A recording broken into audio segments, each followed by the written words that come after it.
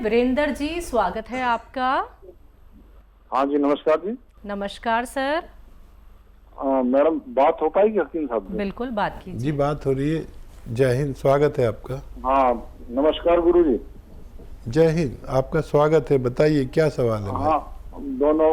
एक तो ये शेख भाई का बहुत बहुत धन्यवाद गुरु जी। एक तो गुरु जी, ये आज उस दिन जो सवाल किया था ना नमक के बारे में, वही उसमें मैं वो समझ नहीं पाया कौन सा नमक लेना है। काला नमक लेना है, सेंधा नमक लेना है, या ढेले वाला लेना है, एक आयोडीन वाला। 4 वैरायटी है, इसमें कौन सा नमक सही रहेगा जी? और एक सवाल ये था गुरु जी, वो मम्मी जी के बारे में जो पूछा था मैंने आपको, वो जो गर्भाशय के बारे में जो पूछा था, हाँ, एक वो है, वो समझ नहीं पाया था, मैं लिख नहीं पाया था। आपने क्या बताया था गुरु जी? ठीक। अच्छा गुरु जी, ये है कि जैसे छाछ है, जैसे आप बताते हैं ना, ये सिर का बनाना होता है, तो इसमें हम छाछ और तांबा मिला सकते हैं? जैसे और जिस चीज का भी हमें बनाना हो, जैसे पौधे पे डालते हैं तो उसमें छाछ और तांबा मिला देते हैं तो बहुत खट्टा हो जाता है, उसको स्प्रे करते हैं, फिर उससे सारे कीड़े वगैरह सब मर जाते हैं। तो एलोवेरा के उसमें ये मिला सकते हैं?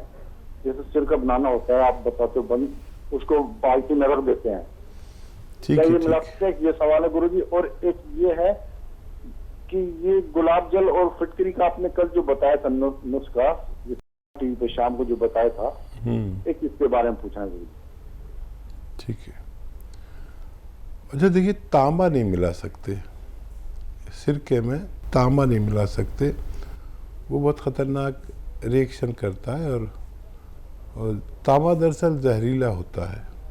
इसको बस किसी भी एसिड में, यानी ना नमक डाल सकते हैं इसमें, ना कुछ और ऐसा एसिड, तांबा उससे रिएक्ट करके जो लिक्विड बनाता है वो जहरीला होता है, तो तांबा तो बिल्कुल नहीं डाल सकते। और क्या पूछा है नमक के बारे में, मैंने आपको बताया। देखिए, नमकियात तो बहुत होते हैं, लेकिन मैंने कभी ये नमक नहीं बताया। मैं हमेशा नमक जैतून की सिफारिश करता हूँ। नमक जैतून आप लिख लें, नमक जैतून असली लें। ये स्वाद में नमकीन नहीं होता, इसकी पहचान है, देखने में बिल्कुल नमक जैसा होता है। एक चुटकी दिन में 1 बार या 2 बार इसे इस्तेमाल कर सकते हैं जी। माता जी को लेके सवाल था, गर्भाशय उनका बाहर आ गया था। हाँ, तो उनके लिए मैंने बताया था, मुझे याद है कि गौन चिलगोज़ा, चिलगोज़े का गौन। चिलगोज़ा एक ड्राई फ्रूट है जो जितने दुनिया में ड्राई फ्रूट हैं उनमें सबसे महंगा आता है, और उसका गौन उससे भी महंगा आता है, लेकिन 10-20 रुपये रोज़ की दवा से ज़्यादा नहीं होता है। बस एक चुटकी गौन चिलगोज़ा उन्हें खिलाएं, और एक चुटकी खाने का सोडा, जो मीठा सोडा कहलाता है, 2 गिलास पानी में मिला के ये पानी पिला दिया करें आपकी माता जी के लिए। ये नुस्खा जी। अगले कॉलर हैं रविशंकर जी, स्वागत है आपका। हेलो जी सर। मैडम, नमस्ते भाईजान, सलाम वालेकुम जी। जय हिंद, स्वागत है भाई आपका। भाईजान, मैं रविशंकर मिश्रा बोल रहा हूँ, एक भूतपूर्व सैनिक हूँ। जी जी, इस्तकबाल है आपका, स्वागत है। भाईजान, मैं आपसे 2019 से जुड़ा हुआ हूँ, आपकी कंपनी से, और आपके प्रोडक्ट को देखते रहता हूँ। आपके जो बताते रहते हैं नुस्खे, वो नुस्खे भी देखते रहता हूँ भाईजान, और लोगों को वो नुस्खे भी बताता हूँ, और आपकी कंपनी से दवा बुला करके भी देता हूँ। इसमें हमारी जो बहन रेखा है 36 नंबर, उनके माध्यम से बुला के मैं बहुत से लखनऊ वालों को सुधार चुका। आपकी जैतून का सिरका है, काला गोंद है, सिया गोंद है, ऐसी जो चीज लगती है वो चीज बुलाकर देते रहता हूँ भाईजान। कितने लोगों को फायदा पहुंचाया होगा आपने? कम से कम भाईजान 10 से 12 आदमी ठीक हो गए। अच्छा, बहुत बहुत शुक्रिया, आपने लोगों की सेवा की। अपना नंबर लिखवाना, फ़ोन काटना नहीं, ये हमारे मीडिया कर्मी आपका नंबर लिखेंगे बात होने के बाद, काटिए नहीं। तो हमारे मीडिया कर्मी आपसे संपर्क करेंगे, आपका इंटरव्यू और सब कुछ चीज़ें चाहिए ताकि लोगों को फ़ायदा पहुंच सके। और बताइए क्या सेवा? बढ़िया सर, कोई एक प्रॉब्लम, शुगर तो है मेरे को, इनने मेरे को नमक शिवरंजन भेज दिया, शिवरंजन भेज दिया साहब सर, तो उसको कैसा करना है बता दीजिए आप। ठीक है, ठीक है। हाँ, देखिए, नमक शिवरंजनी और नमक जैतून और नमक कलौंजी, ये तीनों चीज़ें एक सा काम करती है। जहाँ नमक जैतून की ज़रूरत पड़े वहाँ पर आप इसे एक चुटकी एक वक्त में इस्तेमाल कर सकते हैं, और ये भी वही सलाहियतें रखता है जो नमक जैतून और नमक कलौंजी में है। अगले कॉलर हैं हमारे साथ, बात कर लेते हैं। हरियाणा से है निर्मला जी, स्वागत है आपका। हाँ जी, नमस्कार मैम। जी नमस्कार मैम। नमस्कार भाई साहब सुलेमान जी। जय हिंद, स्वागत है हमारी बहन का। सर, मेरा आपसे एक प्रश्न है सर। जी। मेरा लड़का है सर, उसकी उम्र 14 साल है सर। उसको ना आधे सर में दर्द रहता है और आंखें भारी भारीपन रहता है आंखों में। ठीक है। और सर एक प्रश्न मेरा है, जो मेरे को ना पित्त ज्यादा बनता है सर। जैसे मैं खाना खाती हूँ तो मेरे को ना खट्टी डकार आती है और खाना हजम नहीं होता है सर। ठीक है। अच्छा, देखिए, बच्चे को अगर नज़ला वगैरह रहता है और नज़ला हुआ, खांसी हुई, बलगम हुआ और उसने कोई दवा ले ली एंटी एलर्जिक, तो वो सब कुछ सुखा देती है, नसों में बलगम को सुखा देती है। तो अगर ऐसा होता है तो बलगम निकालने की दवाएं, कफ निकालने की दवाएं डॉक्टर से लें अपने, जिससे आप इलाज कराते हैं, तो वो निकलते ही आपका बच्चा तंदुरुस्त हो सकता है। और इनका सवाल, पित्त ज़्यादा बनता है। पित्त ज़्यादा बनता है, एसिडिटी, कब्ज़। तो देखिए, बहुत अच्छा नुस्खा है, सौंठ, जीरा, अजवाइन, धनिया, मेथी का दाना। एक बार और बोलता हूँ, आप लिख लें। सौंफ 100 ग्राम, सौंठ 100 ग्राम, सौंठ, जीरा, अजवाइन 100 ग्राम और धनिया और मेथी का दाना 100 ग्राम। इन सबको पाउडर बना के घर में रखा करिए। किसी को भी आधी रात को ज़रूरत पड़े तो बड़ा काम आता है। और एक आता है नमक जैतून। ये नमक अलग टाइप का नमक है, देखने में नमक जैसा, लेकिन स्वाद में नमकीन नहीं होता। एक चुटकी नमक जैतून 2 गिलास पानी में मिलाना, और इस पानी से आप ये जो 6 चीज़ों का पाउडर बनाया है, इसको खाकर पानी पी लें, बस दिन में एक बार। बहुत ही ज़्यादा रोग है तो 2 बार भी ले सकते हैं। वैसे एक ही बार में बहुत फ़ायदा शुरू हो जाता है। आप इस तरह इस्तेमाल करें, फ़ायदा उठाएं। जी। मध्य प्रदेश से हैं दीपा जी, स्वागत है आपका। जी दीदी, राधा स्वामी। राधे राधे मैम। दीपा बोल रही हूँ। हाँ जी जी, मैं दीपा बोल रही हूँ। मेरे 2 सवाल हैं दी, प्लीज आप अच्छे से लिख लीजिए। बिल्कुल। दी, वो मेरे ना एक जीजा जी के लिए सवाल हैं, क्योंकि मैं उनको किसी को नुस्खे बताती रहती हूँ तो बहुत ना फायदे करते हैं, तो वो बोल रहे थे मेरे लिए भी पूछना। तो उसकी ना एज है 51 और ना उनको 15 सालों से शुगर है, लेकिन अब ना उसको ना जैसे सुबह उठते हैं ना तो एकदम इतनी पीड़ा होती है, शरीर में बहुत कमजोरी महसूस होती है।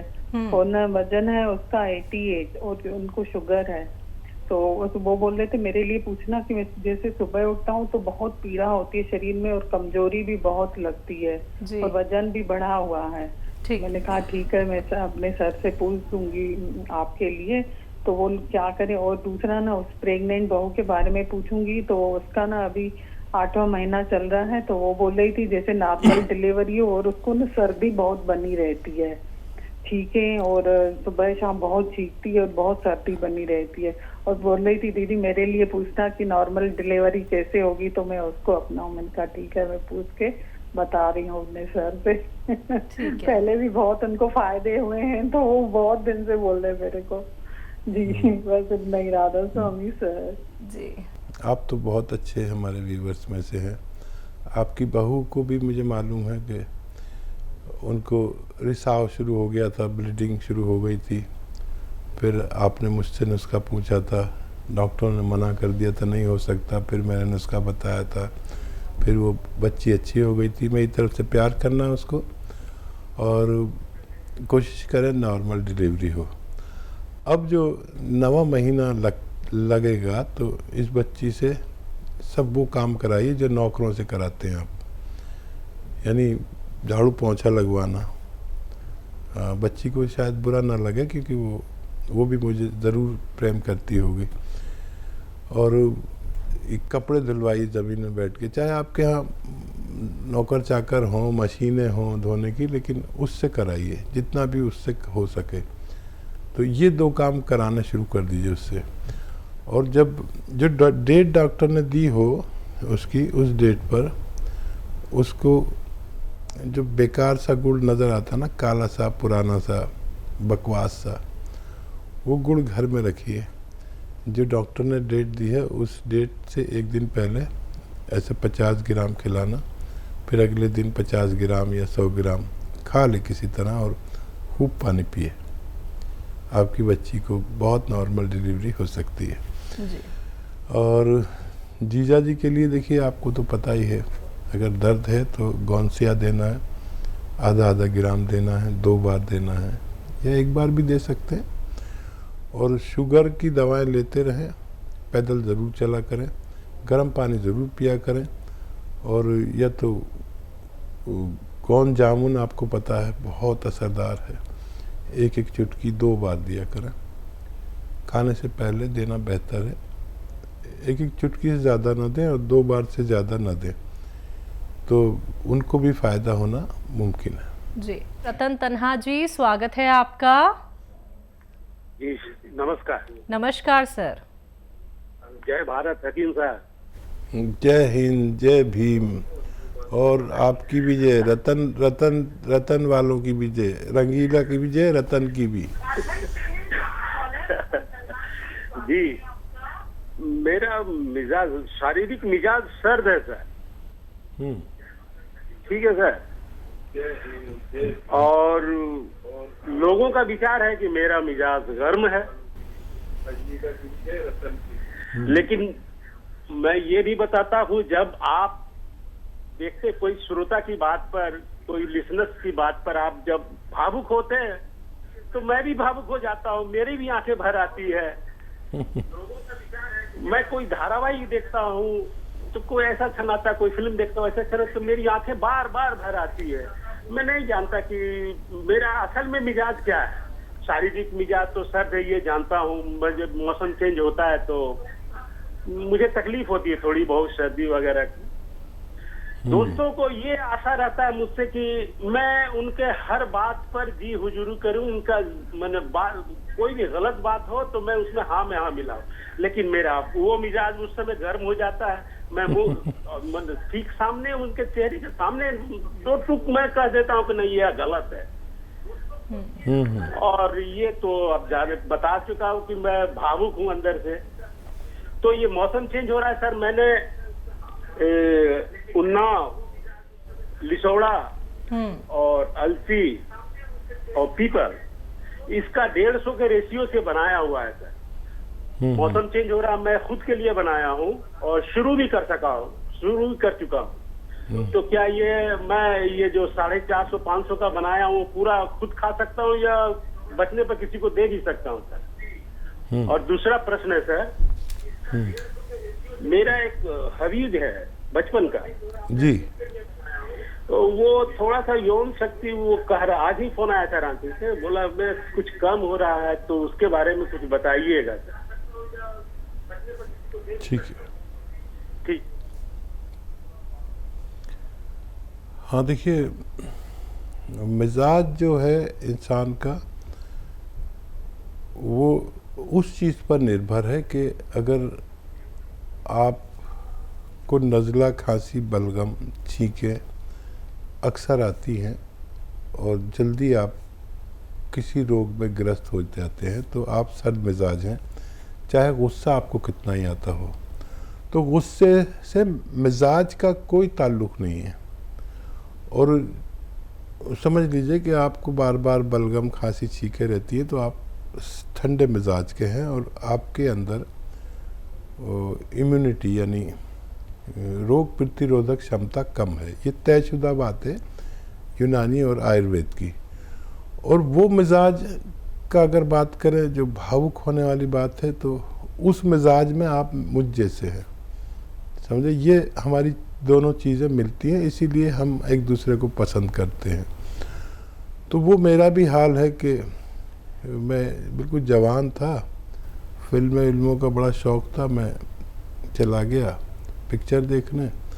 इत्तेफाक से मेरे चारों तरफ लड़कियां बैठी हुई थी और मैं अकेला, और वो जो सीन आया जज्बाती सीन, तो मैं तो इतना बुरी तरह रो रहा था और वो सब लड़कियां मुझ पर हंस रही थी। तो ये हमारा मिजाज है, आपका और हमारा मिजाज मिलता हुआ है। ये बहुत पसंद किया जाता है भगवान की तरफ से, रोने वाली आँख को भगवान बहुत पसंद करता है।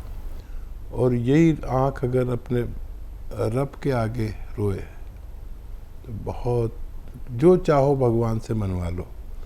और अगर वक्त ऐसा हो कि रात के 12 बजे के बाद का, जब सब सो चुके हो और आप उठ के सजदे में उससे कुछ जो बातें करोगे, तो उसकी सरगोशियाँ भगवान के यहाँ होती हैं। जो आप यहाँ बोलते हो वहाँ सुनाई देता है। याद रखें आप, ये वो वक्त है जब आप अपने रब से सब कुछ मनवा सकते हो।